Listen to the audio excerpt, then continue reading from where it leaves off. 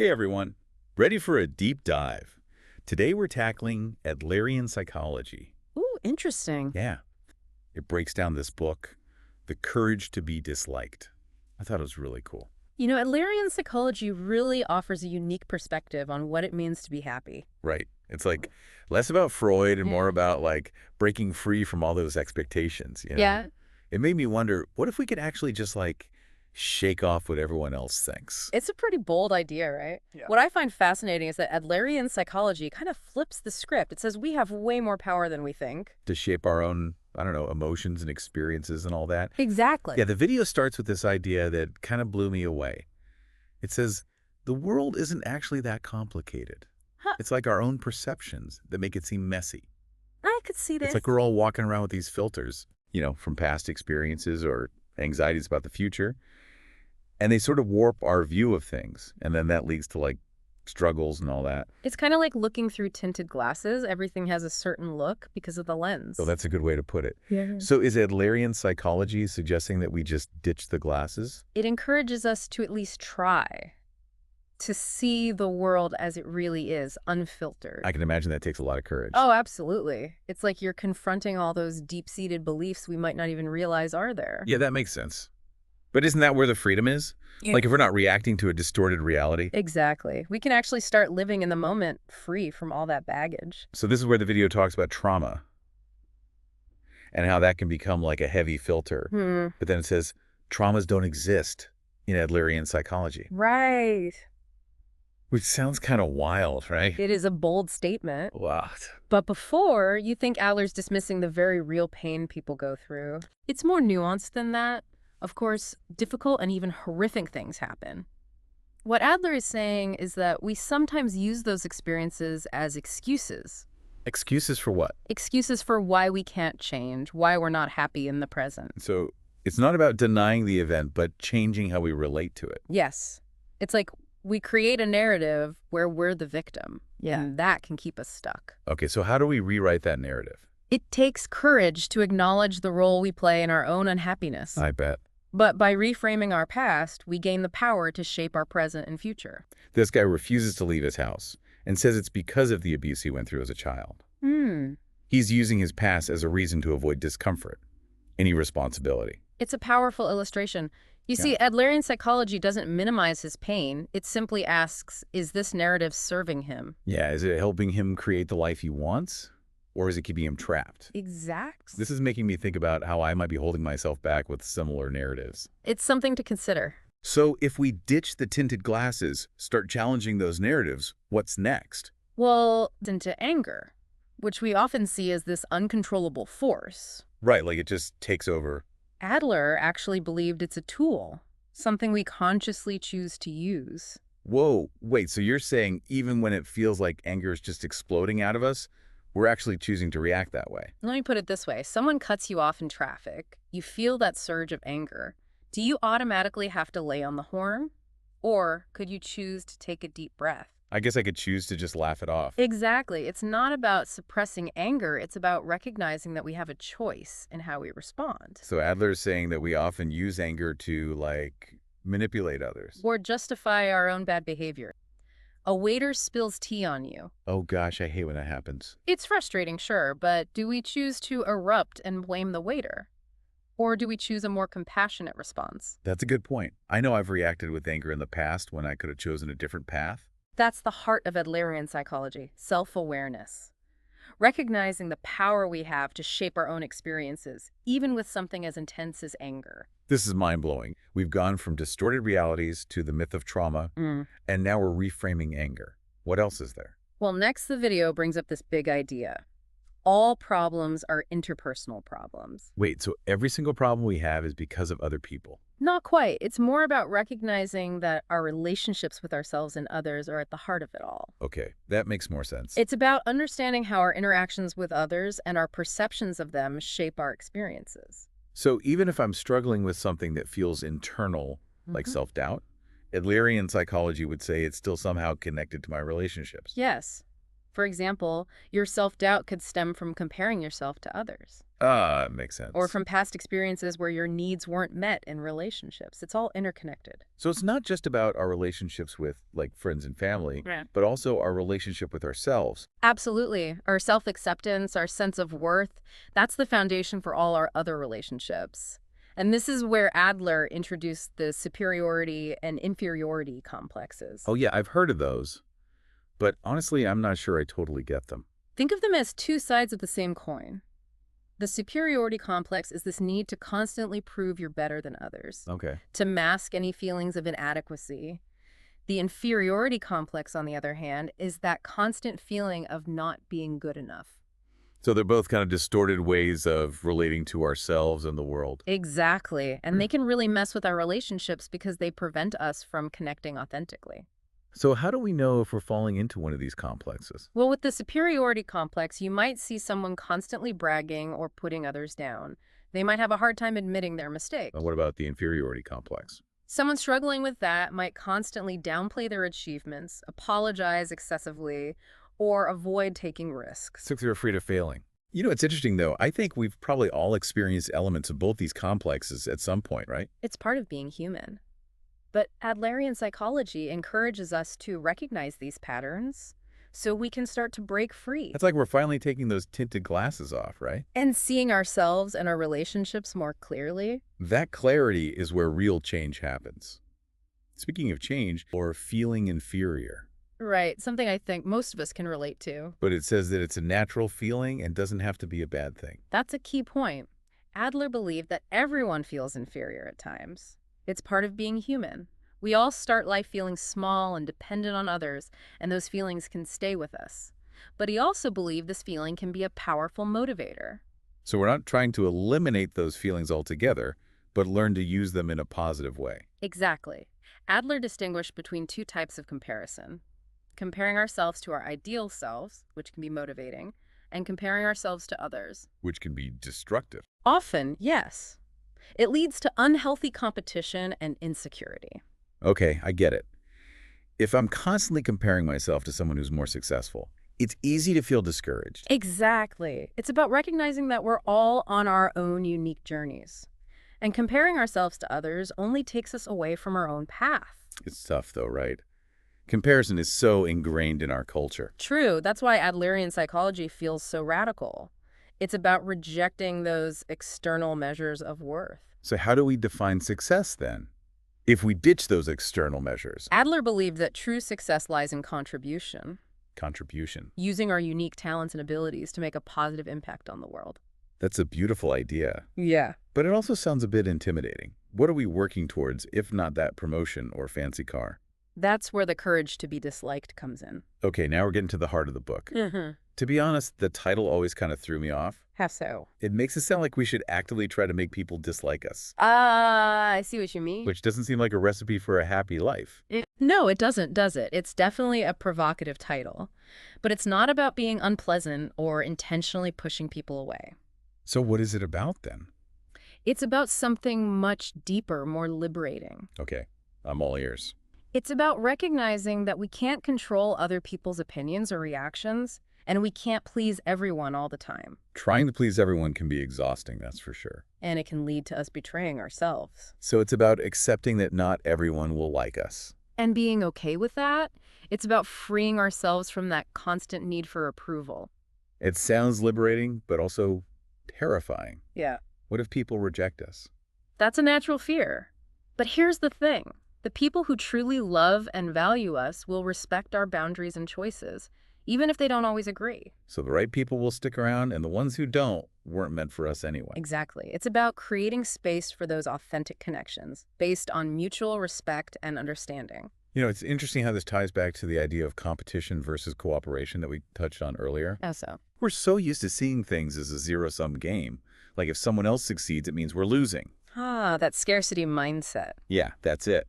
But Adlerian psychology challenges us to shift to an abundance mindset. Where we recognize that everyone can win. Right. Instead of seeing each other as rivals, we see each other as collaborators. Exactly. We're all on the same team. It feels a lot less stressful that way. So we're challenging that competitive mindset and embracing cooperation. But it's still daunting to let go of that need for approval, you know? to truly embrace being disliked? Any practical tips? Well, start noticing when you're making choices based on what others expect. Ask yourself, am I doing this because I truly want to or to please someone else? So it's about becoming more aware of our motivations, making sure we're acting authentically. Precisely. It's about reclaiming your power and making choices that feel right for you, even if they're not what others expect. I've been so focused on fitting in that I've lost touch with what truly matters to me. That's a common struggle. But Adlerian psychology offers a way out. This is making me rethink a lot of things. Yeah. Before we wrap up this part of our deep dive, though, I want to go back to that idea of finding worth through contribution. Yes. The video used the example of older adults, but I'm wondering how this applies to everyone, especially those who might feel like they don't have much to offer. That's a great question. It gets to the heart of Adlerian psychology. It's not about what you do or achieve, but recognizing that your very existence is a contribution. I'm not sure I follow. Think about the ripple effect of your presence in the world. The way you smile at a stranger, the way you listen to a friend, the way you show up for your community. These small acts have a profound impact. So it's not about the big heroic things. It's about the everyday interactions. Exactly. And when we shift our focus from what we lack to what we can offer, we open ourselves up to a world of possibilities. Like we're reclaiming our power to make a difference. And that's where true fulfillment lies. Recognizing that we're all connected, we all have something to offer, and our contributions, no matter how small, can make the world a better place. This has been a really rich and thought-provoking conversation. We've covered so much ground. We have, but it feels like we've only just scratched the surface. I know. Adlerian psychology has so much to offer. It really does. It's an invitation to live more consciously, more authentically. It's about recognizing our own agency and embracing the freedom that comes with it. This is a lot to process, but in a good way. Like a light bulb has been switched on. And this is just the beginning. There's so much more to explore. I can't wait to dive deeper. But for now, I think we've given our listeners plenty to think about. Indeed. We've laid the foundation, but there's so much more to uncover. We'll pick up where we left off in the next part of our deep dive. So we left off talking about how simply existing is a contribution, which I'm still wrapping my head around. It's a powerful idea, isn't it? It is, but it's like, how can just being present be enough? Well, think about it this way. It's a radical act of presence. To just be there for someone, Without trying to fix anything. without offering advice. Just listen. Exactly. And that ties back to all problems being interpersonal problems. Right. If we're always striving, we miss out on actual connection. I've totally fallen into that trap, thinking achievements would equal fulfillment. It's easy to do in our culture. But they never quite do they? It's like chasing the wrong carrot. So Adlerian psychology says that fulfillment comes from within. From connection to ourselves and to something bigger. Like our community. Or a sense of purpose. But it all starts with simply being present.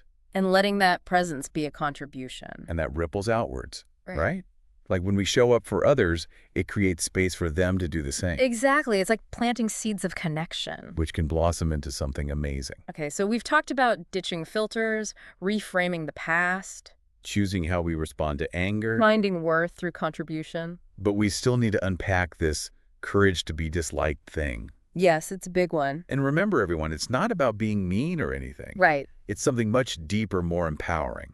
It's about recognizing that we can't control what others think. No matter how hard we try. We can't please everyone all the time, and if we do try, we end up betraying ourselves. It's so easy to fall into that trap, though, wanting everyone to like us. It is. But Adler is saying we need to be okay with not being liked by everyone. And make choices that align with our values. Even if they disappoint others.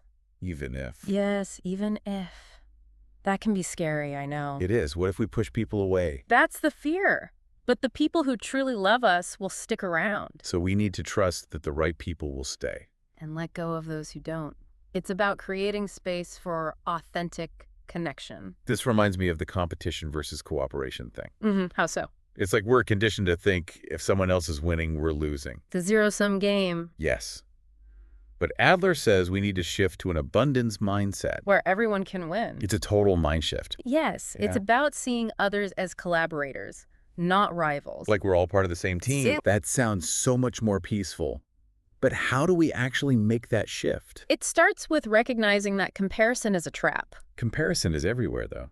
It is. But when we're constantly comparing, we're setting ourselves up for feeling inadequate. It's like we're always trying to keep up with everyone else. So instead of comparing, focus on your own growth, My own contribution. your own definition of success. That's really powerful. It's like, instead of fighting over a tiny piece of pie. We realize we can all have our own pie. I love that. But I'm still getting hung up on this choosing based on others' expectations thing. It's a common struggle. Give me an example of what you mean. Like saying yes to things I don't want to do just to please someone. Yeah. Maybe a party I don't want to go to. Yeah. Or taking on too much at work. Because you feel obligated? Yeah, like I have to say yes to be liked. It's classic people-pleasing, and it leads to burnout. So how do we stop doing that? Awareness is key. The next time you feel that urge to say yes, just pause. Pause. And ask yourself, what do I truly want? Check in with my gut. Exactly. It's about making choices that feel right for you. Not what everyone else expects. Your choices, your life. This is making me see things in a whole new light. Okay, one last thing before we move on. Sure. We talked about contribution, especially for older adults. Yes. But what about people who feel like they don't have anything to offer? This is important. Adlerian psychology says it's not about what you do, but who you are. Okay. Your very being is a contribution. So just existing is enough. Think about the impact you have, the way you interact with others, those small acts of kindness. So it's not about saving the world, it's about those everyday moments. Precisely. And when we focus on what we can give, we open ourselves up to so much. It's like we're reclaiming our power to make a difference, even in small ways. And that's where real fulfillment comes from. It's been such a rich conversation. I agree. We've explored so much. We've been given so many tools to use from Adlerian psychology. It's a whole new way of thinking, isn't it? It is, but it's a lot to take in. Like learning any new skill, it takes time. So where do we start? Start with awareness. Just notice your thoughts and feelings, your behaviors. Pay attention to when you're making choices based on what others expect. I see. Or when you're comparing yourself to others. It's like becoming more mindful. Exactly. And once you see those patterns, you can experiment with different responses. Different responses. Like instead of automatically saying yes to everything, yeah. Pause and ask, does this align with my values? That's a good one. Or like, instead of beating myself up for not being as successful as someone else, All right. I can choose to celebrate their success and focus on my own path. It's about retraining our thinking. It's a lot easier said than done, though. It is. But like any muscle, the more you use it, the stronger it gets. I think what I'm struggling with most is this courage to be disliked thing. It's a tough one for many people. We're wired for connection, so how can we be okay with not being liked by everyone? It's about understanding that real connection comes from being our true selves. Yeah. Even the parts that aren't so perfect. Exactly. Letting go of the need to please everyone. And fit into that perfect mold. It's about embracing our imperfections. So we can attract people who appreciate us for who we really are. That's the idea.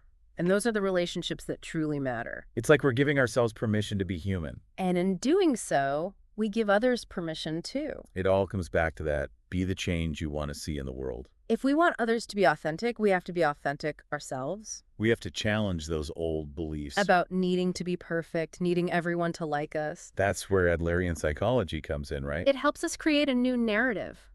One based on self-acceptance and compassion. This has been eye-opening. It's a lot to absorb. But it's given me so much hope. That's what Adlerian psychology is all about, empowering us to create a better life. For ourselves and the world around us. For anyone wanting to learn more, the book The Courage to be Disliked is a great starting point. And there are tons of resources online too, right? Absolutely. And if you're looking for more personalized support, there are Adlerian therapists and coaches. It's incredible to think that we have the power to choose. To choose our thoughts, our beliefs, our actions. And in doing so, we can create a world that's more compassionate, more connected. A world where everyone feels valued. This has been an amazing deep dive. Thank you for joining us. It's been a pleasure. Until next time, may you live with courage, compassion, and purpose.